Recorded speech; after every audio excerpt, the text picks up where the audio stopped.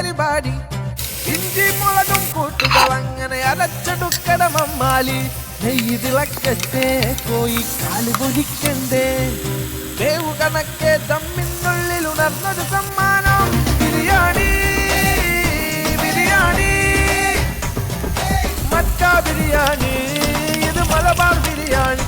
Biryani biryani Mecca biryani, ഇത് മലബാർ ബിരിയാണി.